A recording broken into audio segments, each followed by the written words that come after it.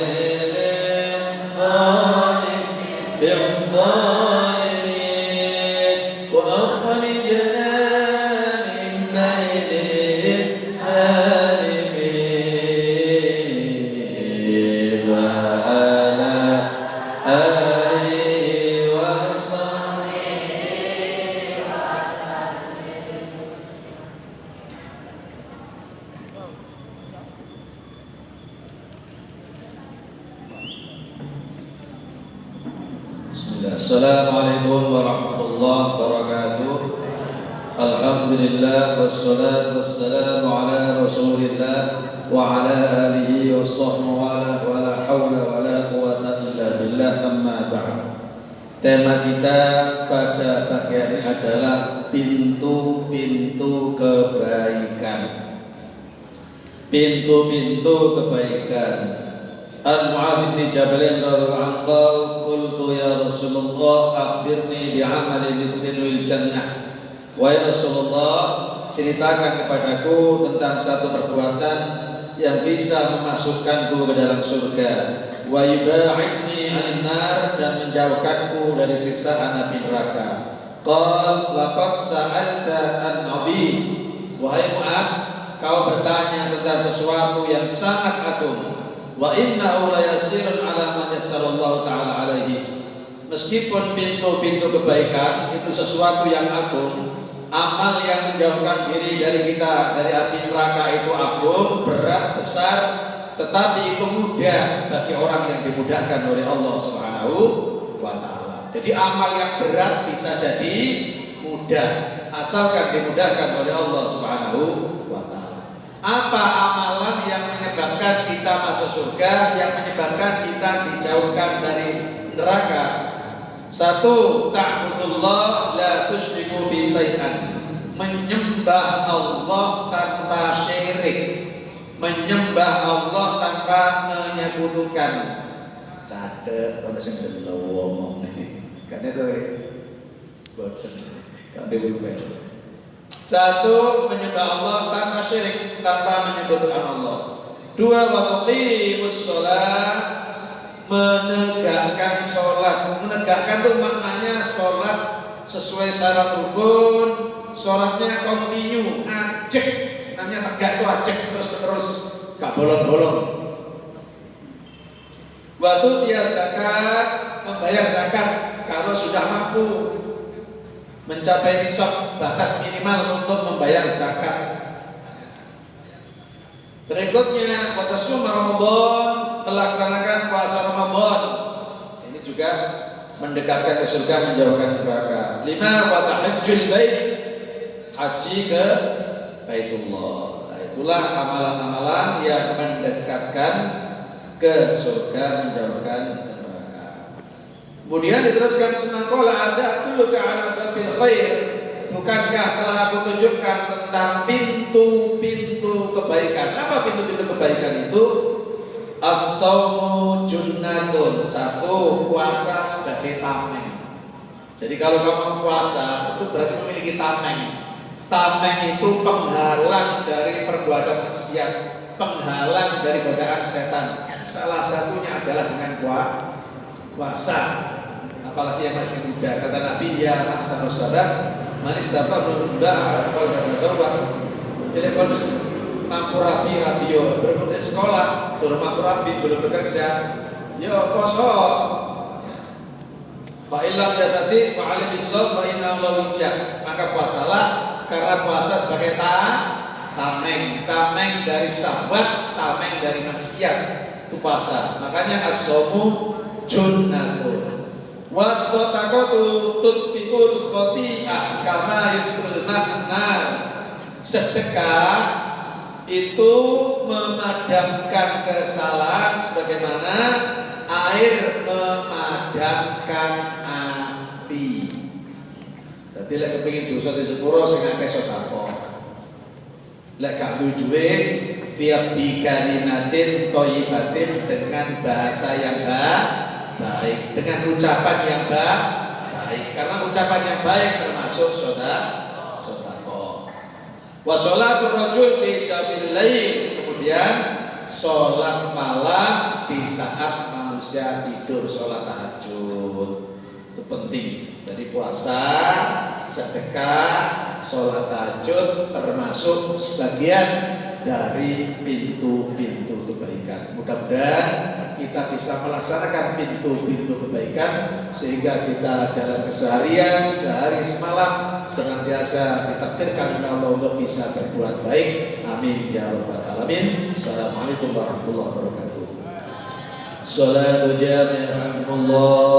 Allahumma salli ala sayyidina Muhammadin wa ala ali sayyidina Muhammad. Alhamdulillahi rabbil alamin. Allahumma inna du'a du'auka wal bahaa bahauka wal jamala jamaluka wal quwwata quwwatuka wal qudrata qudratuka ismaka ismaka. Allahumma in kana rizqi fis samaa wa in kana fil ardi fa akhrijhu wa in kana mu'siran fayassir in kana haraman faqabirhu wa in kana ba'idan faqarrib bihaqqi du'aika wa bahaika wa jamalika wa quwwatika wa qudratika ma ataita ibadaka as-salihin. Wa sallallahu ala sayyidina Muhammadin wa ala alihi wa sahbihi wa sallam walhamdulillahi rabbil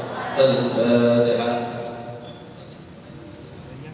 Bismillahirrahmanirrahim. Subhanaka Allahumma wa bihamdika asyhadu an la ilaha illa anta astaghfiruka wa atubu ilaik.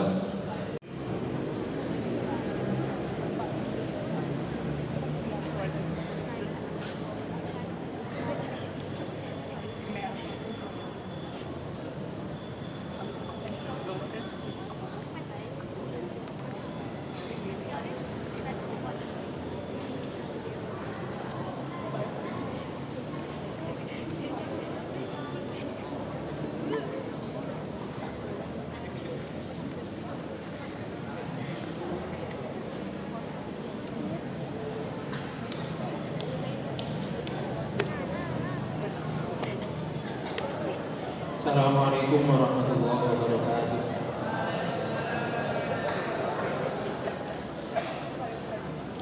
Al-Fatihah.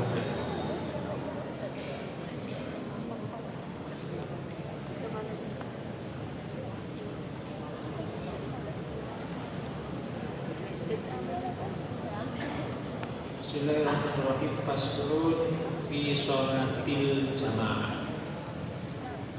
Pasal menjelaskan tentang sholat jamaah.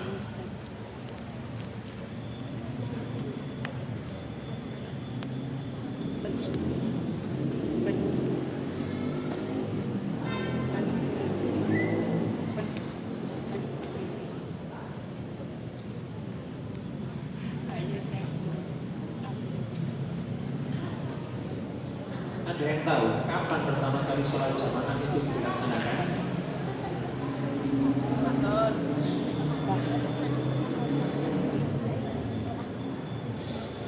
Silahkan dicari sendiri. Wa sholatul jamaah sunnatun muakkadatun walau dipisah. Sholat jamaah itu hukumnya sunnah muakkadah.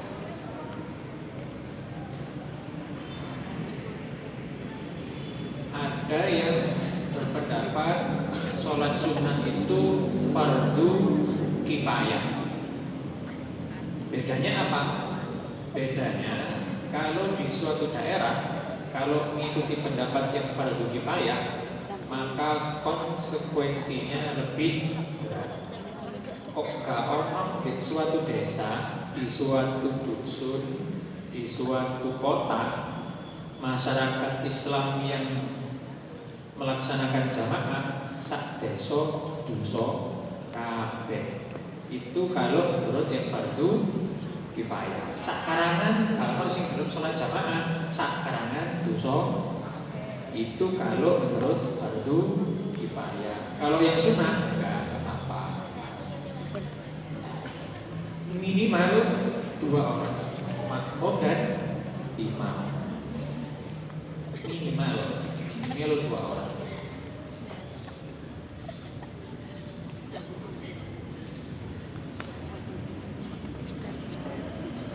Kemudian syarat-syaratnya, yang pertama, makmum itu wajib niat mengikuti imam. Nomor 1, makmum wajib niat mengikuti imam.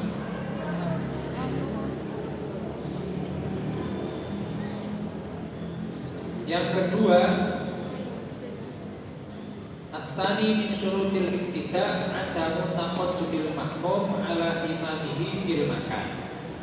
Yang kedua syaratnya, makmum tidak mendahului imam di tempat sholat. Syarat yang kedua, tidak boleh mendahului imam di tempat sholat, kecuali beca. Beca itu imamnya di belakang.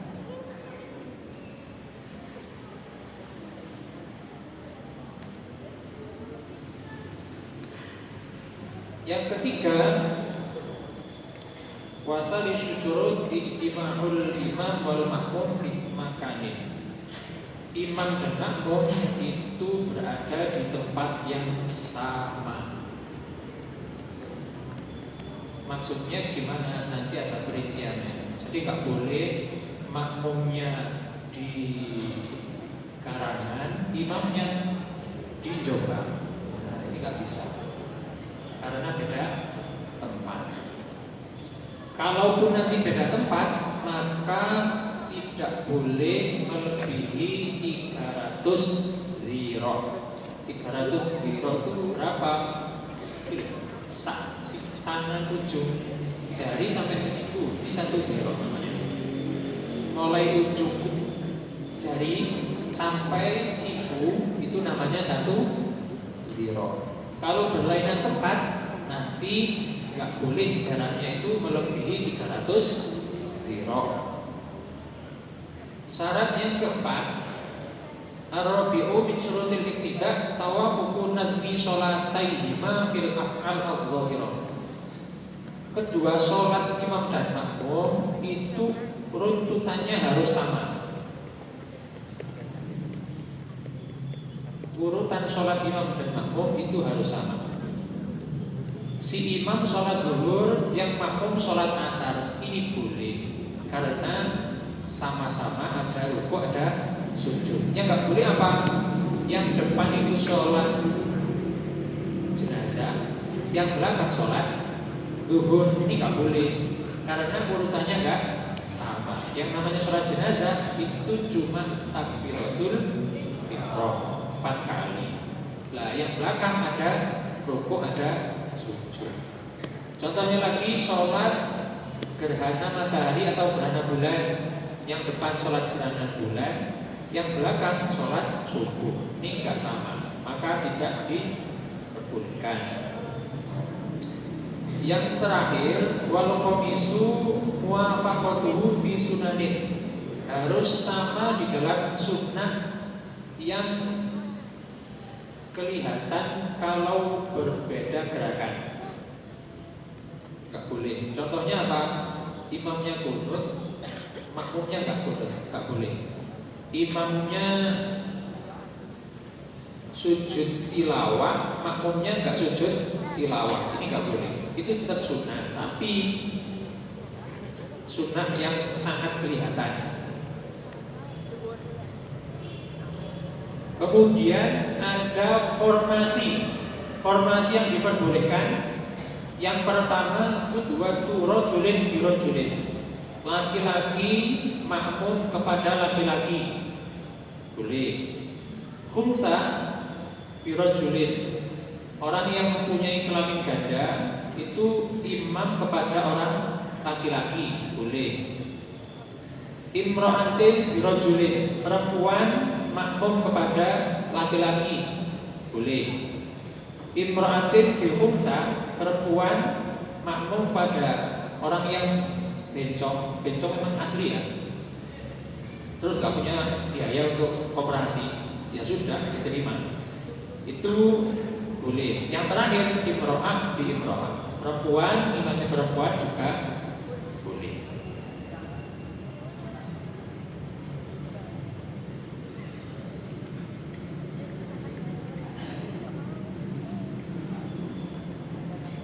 Tambah lagi faslun 5 waktu yang tidak boleh sholat di waktu itu. Yang pertama, indah dulu ketika matahari itu terbit. Yang kedua, indal istiwa, pada waktu matahari itu pas di tengah-tengah.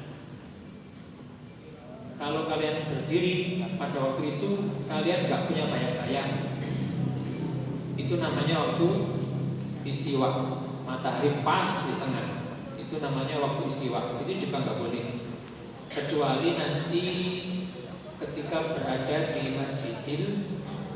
Masjidil Haram pada waktu haji atau umroh, itu terserah wis, sholat 1000 rakaat boleh kalau kuat. Kemudian yang ketiga, wa indal ghurub, ketika matahari terbenam, pas terbenamnya saja.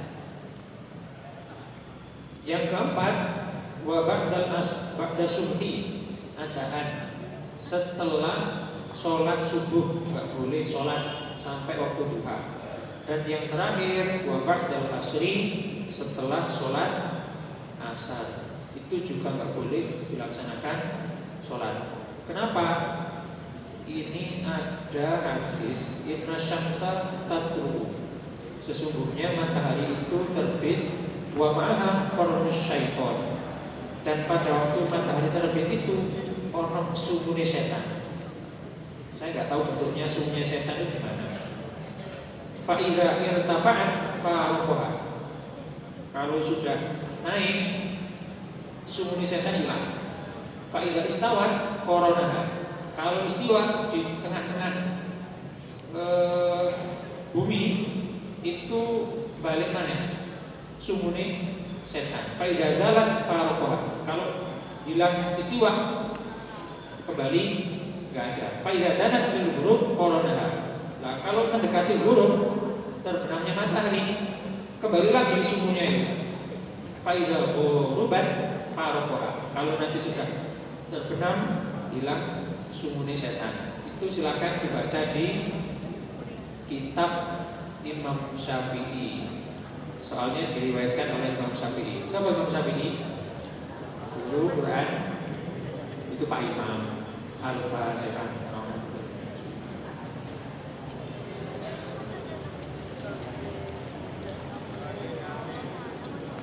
Ada pengumuman lagi. Perhatian anak-anak, setelah ini kalian menaruh tas di kelas. Setelah itu turun kembali, berkumpul di halaman. Kita laksanakan apel hari pahala. Demikian. Allahumma sholli ala Muhammad.